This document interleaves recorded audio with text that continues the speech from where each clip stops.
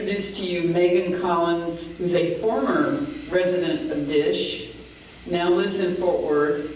Thank you, that's great.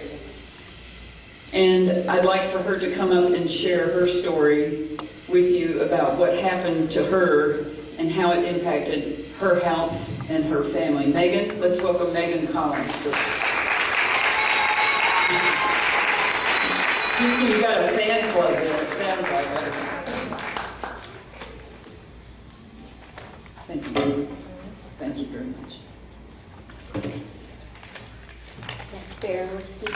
I'm not normally a public speaker, but this has impacted my life and changed me in so many ways that, and I'm not going to get emotional. So anyway, I am a former resident of Dish.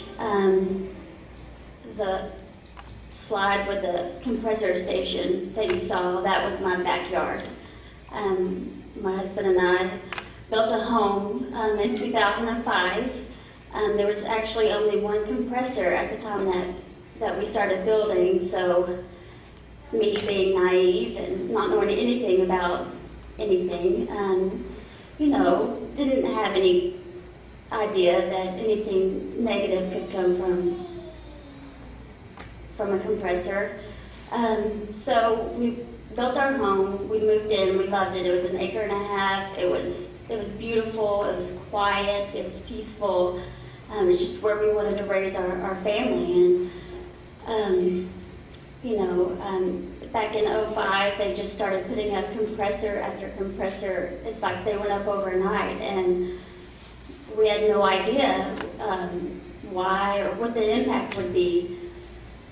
So all we knew was that they were noisy, they smelled horrible, they shined lights in your windows at all hours of the night, and we went to meetings, and the gas companies would always say, we want to be your good neighbor, we want to work with you, we want to be, we're here for you.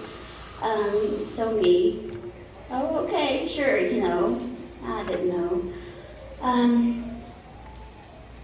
Then I became pregnant with my second daughter, Reese, and things were different. I was sick a lot, and it was after the delivery of her that I really became ill. It was just chronic sinus infections would last months and months and months, and I would go to the doctor, and I'd be on medication and antibiotics and steroids, and nothing seemed to work. And so I started losing my balance, which I thought was just a complication from frequent sinus infections. I thought my equilibrium was off. So I saw my ENT, and we worked for six months on this, and it just progressively kept getting worse. And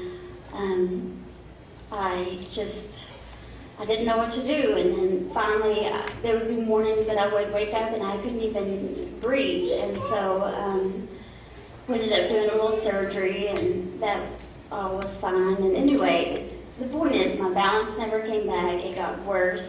I was couldn't stand with my feet together. I always had to stand with my feet apart so I wouldn't look like some staggering fool. And then during the same time that this was happening, I was also having female reproductive problems that no one could explain. I ended up having a couple of surgeries, and then finally had a hysterectomy at the age of 30 because no one could tell me why I was having these problems, and I couldn't continue living that way. So, to move on, my balance never got better, it became worse. I started seeing a neurologist, and she just diagnosed me with a truncal ataxia. No reason. I had every test in the world, every blood test, every brain scan, and everything was always just perfect. And no one had an explanation of why you can't hardly stand up and why you almost fall over, and nothing. It was a mystery. And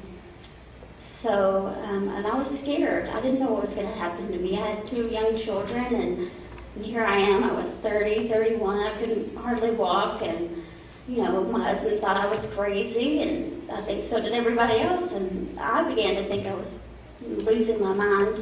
I'd wake up in the middle of the night at 3 a.m., just drenched in sweat, nauseated. I'd get up, I'd faint. I'd go to the doctor, they'd run EKGs, you know, blood work. There again, everything fine. I had no reason.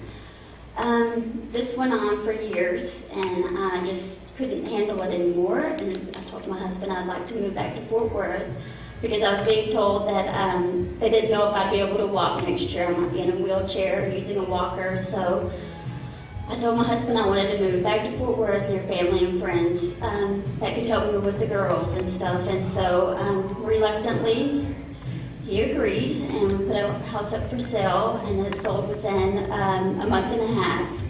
So last May we sold, and we moved back to Fort Worth.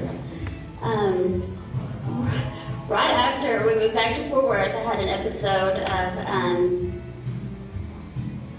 dizziness, a headache, blurred vision, couldn't speak, but I knew what I wanted to say.